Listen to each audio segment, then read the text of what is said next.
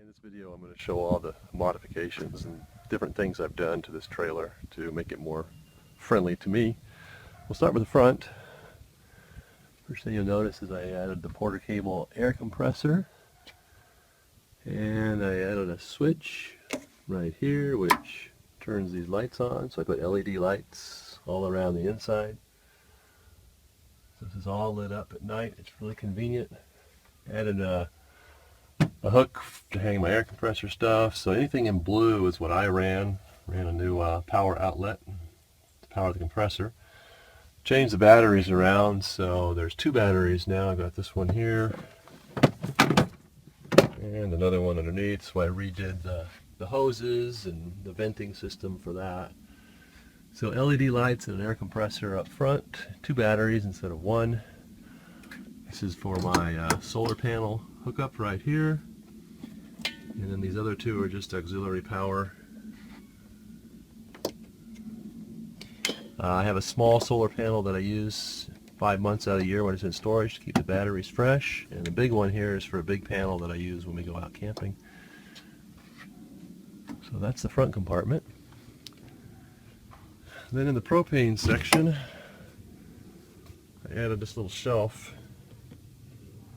right here so I can put a small bottle of propane and some other goodies. I added a light here so the inside of the propane area has LED lights so I can see this at night.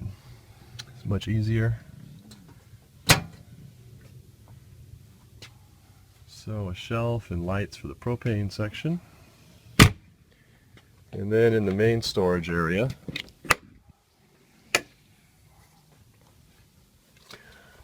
there's also lights in here. These lights are all run off of the propane part.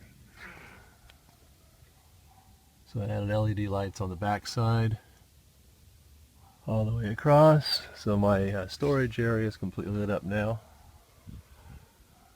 Makes it very nice at night. There's also lights, LED lights that have been added underneath. So you can see those lights running around underneath the trailer. So the whole front is lit at night, so it makes it easy to see the jacks. I also added the strong arm jack stabilizer bars. So those run all the way around. Let's see. One more thing. The storage door used to open to this point, but I made it go all the way up here like that. So you can't bang your head. It also does not interfere with the awning. When the awning comes back, it clears it just fine. So that was a nice change. It used to only open this far here. This is the stock opening. And there's the complete opening. So that's a nice, I couldn't live without that one.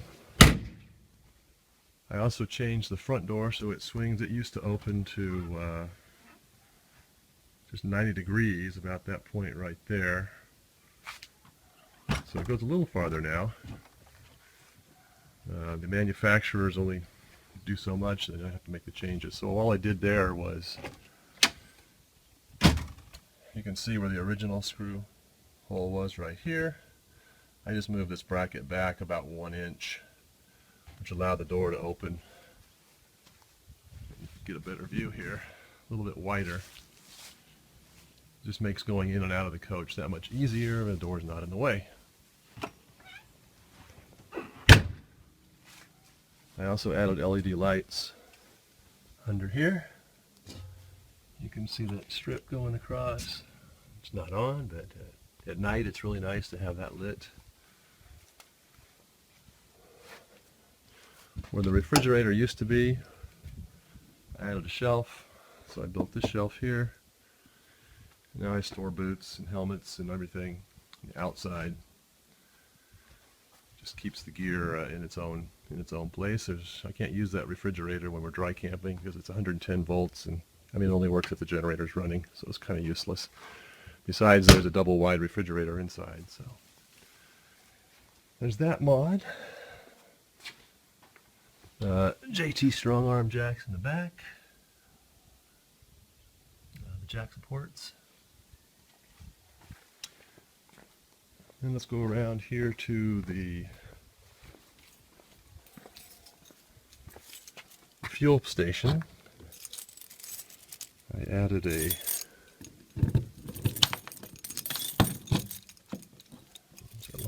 lock it.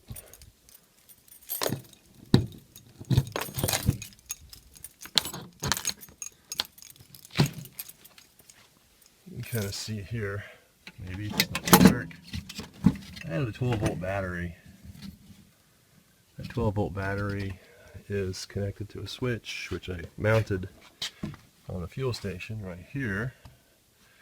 This switch controls power to this little outlet right here.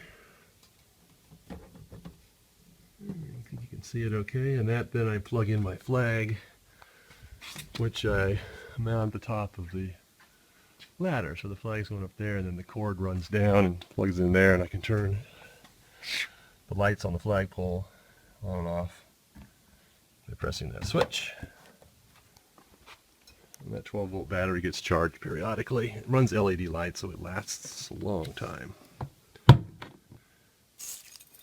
I also added these caps to the cleanouts.